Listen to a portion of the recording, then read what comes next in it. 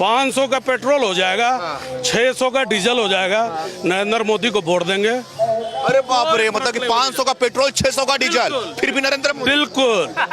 आज तक आपने इतनी बड़ी एक्सप्रेसवे देखी थी क्या?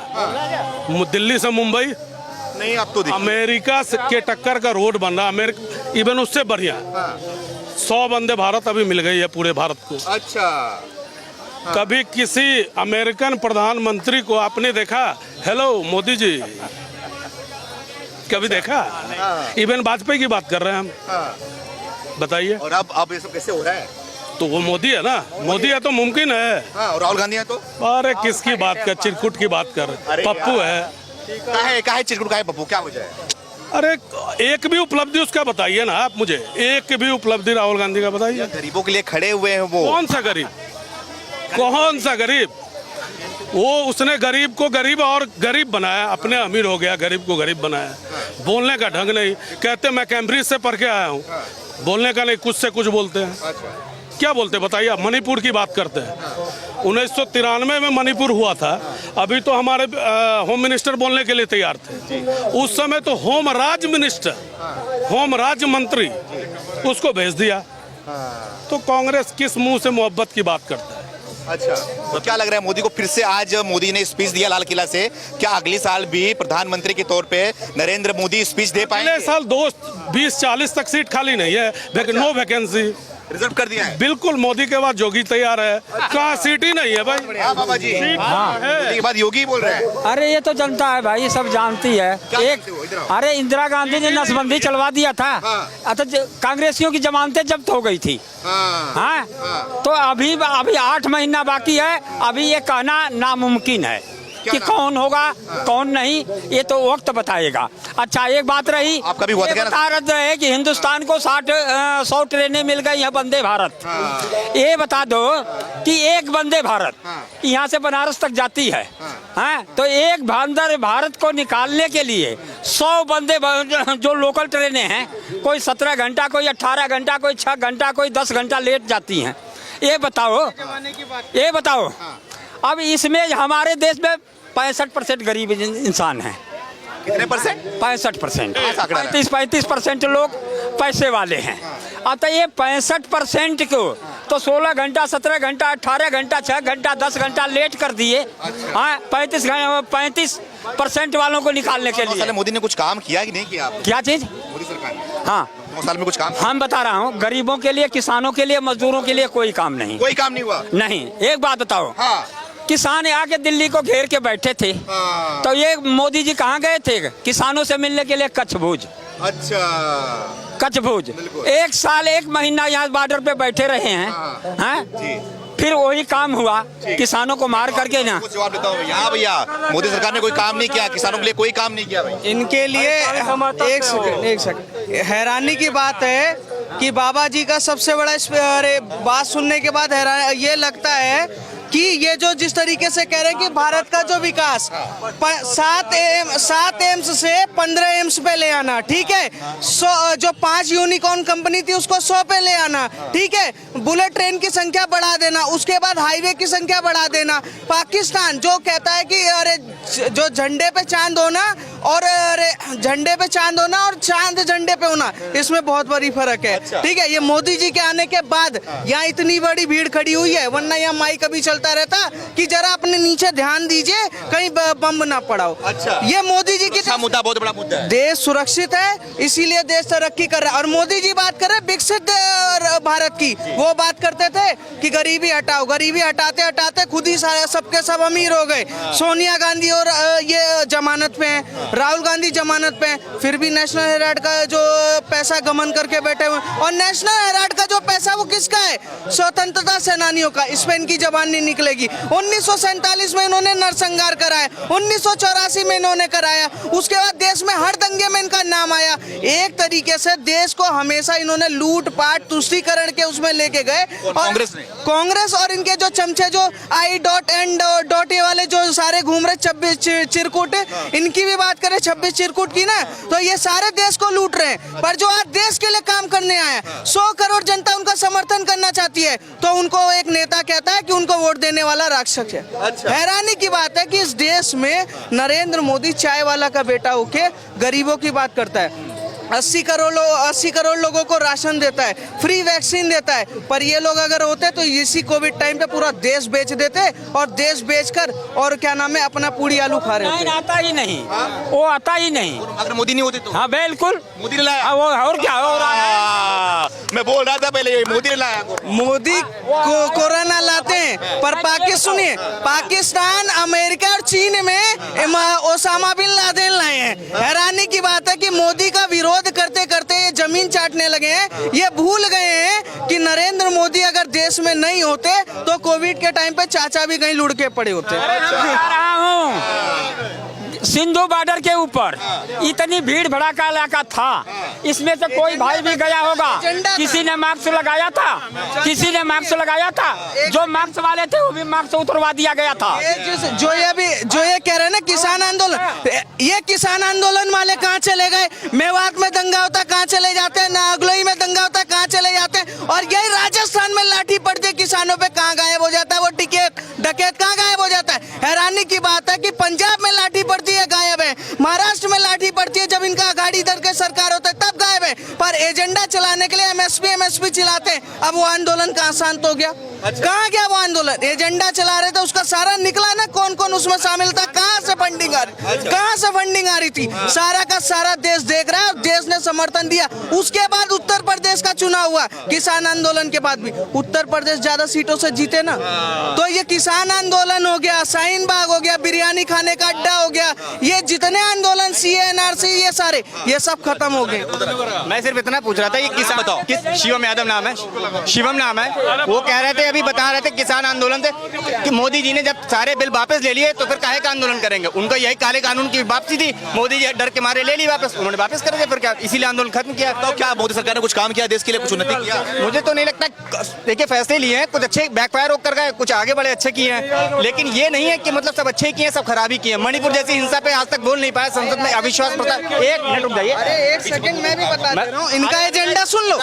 ये सुनिए, बंगाल पे नहीं बोलेंगे, महाराष्ट्र पे नहीं बोलेंगे, राजस्थान पे नहीं बोलेंगे, बिहार पे नहीं बोलेंगे, झारखंड पे नहीं बोलेंगे, मणिपुर कर रहे, मणिपुर कर रहे। 5 मार्च 1966 में 5 मार्च 1966 में मिजोरम में इनकी सरकार ने, इंदिरा गांधी ने बम धमाके कराए थे, उसमें कहाँ गए ये लोग? 1993 में, सुनिए, 1993 में इन लोगों ने दंगे कराए। नमाज सुनिए, सुन लीजिए, मणिपुर में क्या नाम है कि यार कोई जनगणना नहीं गा सकता था, ठीक है, स्कूल पढ़ने के लिए 4 बजे के बंद, मार्केट 4 बजे के बंद। आज सुन लीजिए, मणिपुर में सरकार जिस तरीके से कार्रवाई कर रही है ना, ये कांग्रेस वाले होते हैं ना, आधा 70% से जनता दंगे के जेल में होती है।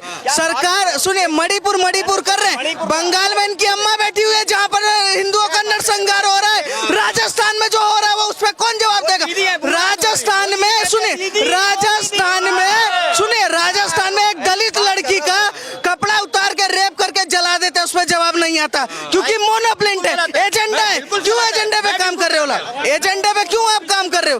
अगर देश की बेटी है, मैं कहता हूँ मणिपुर में गलत हुआ, राजस्थान पे भी बोलो, बंगाल पे भी बोलो, झारखंड पे भी बोलो, पर आप उत्तर प्रदेश में पहुंच जाते हो। उत्तर प्रदेश का बैरिकेड तोड़ के ये चंद्रशेखर आजाद, प्रियंका लड़की हूँ लड़ सकती है, ये नारा लेके पहुंच जाते। पर सुनिए, अब ये कहाँ पर है कि बस मणिपुर याद है इनको, इनके एजेंडे में मणिपुर बैठ रहा है, पर बंगाल में क्योंकि बंगाल की जो मुख्यमंत्री वो I.in. वाले पे शामिल हुई। बिल्कुल मैं पूछ रहा, बिल्कुल सही बात है, 100 दिन से हिंसा चल रही, बिल्कुल मैं उसको, आप कहीं राजस्थान की घटना हो,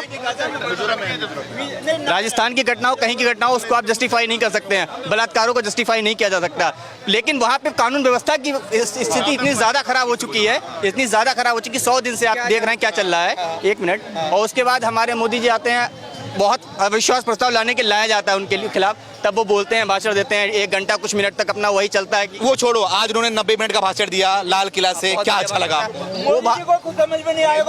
वो उसमें अगले साल की उन्होंने अपनी पॉलिटिकल व्यू बताए हैं, पॉलिटिकल व्यूज बताए कि मैं फिर आऊंगा, भाषण दूंगा, और अपना एक हर साल की तरह एक योजना चालू कर दी है, वही चल रहा है। 1 मिनट, एक सवाल था सिर्फ मेरा, इन भाई साहब आइए हमको सिर्फ इतना बता दिया जाए, एम्स जो दरभंगा में वो कहाँ पे है, बस ये पूछना है। वो सवाल बिहार के रहने वाले हो क्या? नहीं रहने वाले नहीं, पूछ रहे बारे हैं में आप कितना जान रहे हैं बताइए आप? हमको जो चीज आप जानने कितना जानते हैं दरभंगा हमने एम्स के बारे में? पूछ रहे हैं। अच्छा पूछेंगे भी नहीं, 2015 के बजट में, तब से अभी तक कहाँ थे? 2015 के बजट में एम्स, दरभंगा एम्स के लिए पैसा दिया गया। जी बिल्कुल ठीक है, नीतीश कुमार आज जमीन दे रहे, कल दे रहे हैं। ठीक है, पहले बोला डीएमसीएच, दरभंगा मेडिकल कॉलेज के प्रांगण में जमीन दे रहा हूँ। जब वहाँ जांच हुई तो वो जमीन उस एम्स के लायक नहीं था। इसके बाद उन्होंने क्या किया, तो गंडक नदी के नीचे दे दिया। नदी में एम्स बनता है क्या? नहीं बनता है। बताइए। से ये कहेंगे कि बस बनवा दिया हमने, तो मोदी जी ने तो पैसा दे दिया, बनाना तो राज्य सरकार का काम है ना, बनाना तो राज्य सरकार का काम है ना।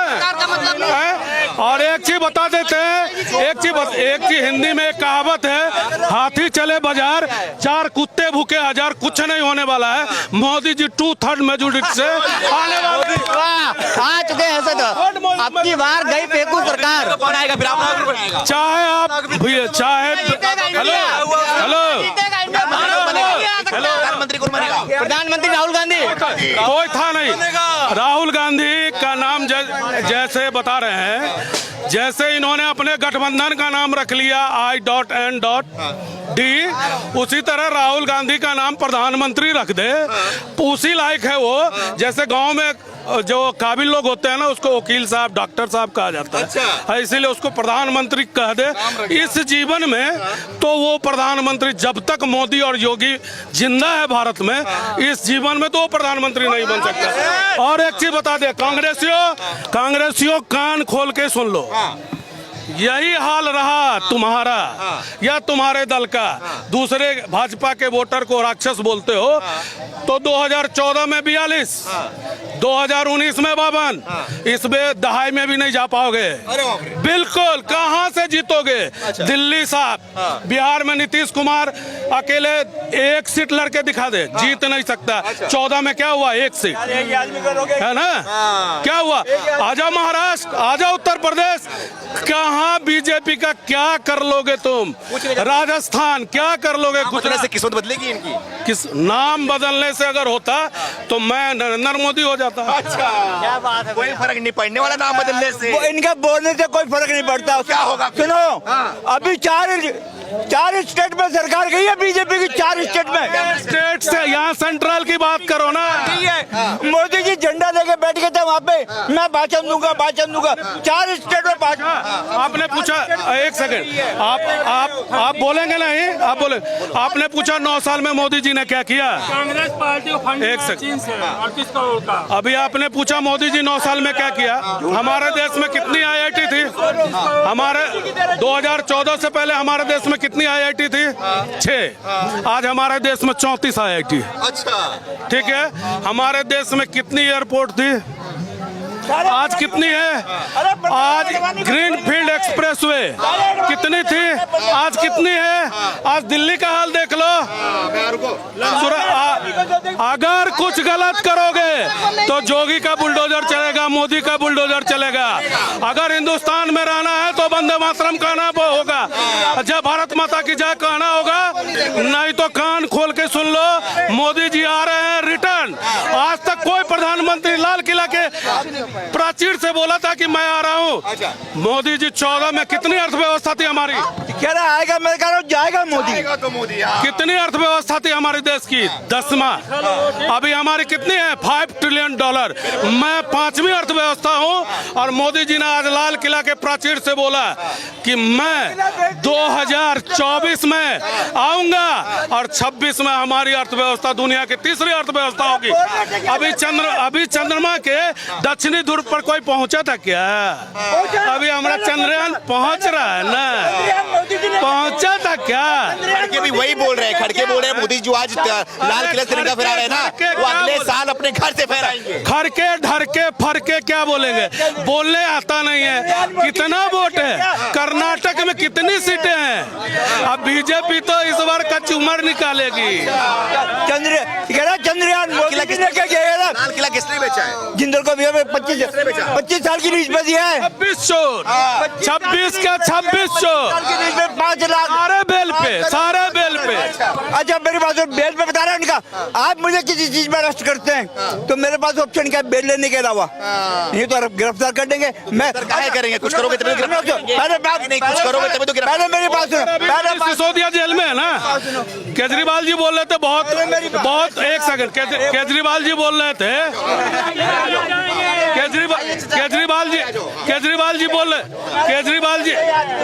केजरीवाल जी बोल रहे थे कि मनीष सिसोदिया बड़ा ईमानदार है, इतना बड़ा शिक्षा मंत्री, इतनी स्कूलें बनाई। ये नहीं कहते हैं कि ये अबकारी मिनिस्टर है। अगर इतना ईमानदार है तो सुप्रीम कोर्ट बेल क्यों नहीं दे रही है? हाँ भैया ये बताओ, मोदी जी ने आज 90 मिनट का भाषण दिया, उसमें उन्होंने ये बोला कि अगले साल फिर से आ रहा हूँ, आपको सारे काम गिनवाऊंगा। गाना गाने का दिन, देशभक्ति के लिए गाने गाओ यार, बहस करने का दिन थोड़ी आज। गाना गाओगे? हाँ तो गा तो रहे, उधर गाओ यार। तुम गाओगे? हाँ तो गा। ठीक है, ये बताओ कि 90 मिनट के भाषण में आपको क्या अच्छा लगा मोदी के? देखिए सबसे बड़ा बात कि जो इस देश के विपक्ष जो है, जो 26 चिरकुट मिले हुए हैं, वो लोग मणिपुर का मुद्दा उठा रहे थे। ठीक है, सबसे बड़ा बात कि मोदी जी इस पे बहुत ज्यादा अच्छा टिप्पणी की है कि अभी मणिपुर पूरा शांतिपूर्ण है, ये शांतिपूर्ण का त्योहार ऐसे ही मनता रहना चाहिए। ठीक है, दूसरी बात पाकिस्तान को घेरने का काम किया। पाकिस्तान को अगर घेरा है तो समझिए कांग्रेस को भी कहीं कहीं घेर लिए। उसके बाद पाकिस्तान कांग्रेस का लिंक? हाँ अरे पूरा लिंक है, पूरा फंड आ रहा। आपको तो जानकारी, आज 15 अगस्त का दिन है ना, आज आपको गारंटी के साथ बोल रहा है। आप कांग्रेस का इतिहास देखिए, अंग्रेज स्थापना किया, पाकिस्तान से फंड ले रहा है, पाकिस्तान और चाइना का एजेंट है राहुल गांधी। ठीक है, भिखारी यार क्या फंड देगा? नहीं, अभी कुछ दिन पहले राहुल गांधी बोले हैं ना कि हम लोग जो है क्या बोलते हैं, हम लोग राम है और मोदी जी रावण है। ठीक है, तो आपको बता दें रावण के पास कितना सर था? 26 सर। ठीक है, 10 सर था तो ये लोग के पास 26 सर है, तो रावण कौन हुआ? ये राहुल गांधी लोग। ठीक है, ये लोग रावण है और राहुल गांधी खुद आपको पता है क्या है? कौन है राहुल गांधी? सुनिए ना क्या है, राहुल गांधी सुपनेखा है, जिसका देश में तो नाक कटले है, साथ में बाहर में भी जाके नाक कटवाता है। दूसरी बात, मोदी जो काम किया, राहुल गांधी है बहुत ग्रेट। ठीक है, लेकिन हो गए बहुत लेट, क्योंकि अब देश का जनता समझ चुका है किसको वोट देना है, किसको जिताना है। जो मोदी जी काम कर रहे हैं, अभी कभी फ्लाइंग किस लेते हैं, कभी लिप किस करते हैं, कभी हवाई चुम्बन देते हैं। ये चुम्बन वाला नेता हम लोग को नहीं चाहिए। ठीक है, कोई मर्यादा नहीं है उनका। नहीं, अरे सबसे बड़ा नफरत की जो दुकान में सबसे बड़ा बाजार कौन खोला? राहुल गांधी। ठीक है, लेकिन हमको ऐसा चुम्बन नहीं चाहिए जो, एक बात आप बताइए, बोलते हैं स्मृति ईरानी को हम किस नहीं किए। ठीक है, जनसेवक बोल रहे हैं वो लोग, चुम्मा लेके जन सेवा करेगा?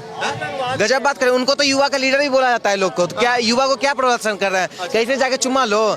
एक बात बताए, हमारे बिहार में इसको क्या बोला जाता है? छपड़ी बोला जाता है। जो उनका परिवार का परवरिश है, जिसमें वो पले बड़े हैं। नेहरू जी एक हाथ में सिगार, एक हाथ में विदेशी महिला, तो वही परवरिश वो भी पले बड़े हैं, तो वही परवरिश वो भी दर्शा रहे हैं। भैया क्या लग रहा है, मोदी जी ने 90 मिनट में बोल दिया कि अगले साल यहीं फिर से आ रहा हूँ, काम गिनवाऊंगा, तो क्या लग रहा है इनको मौका मिलेगा वहीं फिर से झंडा फहराने का? सबसे पहले भारत माता की जय, वंदे मातरम। आज स्वतंत्रता दिवस का पावन पर्व है, सभी को बहुत बहुत शुभकामनाएं।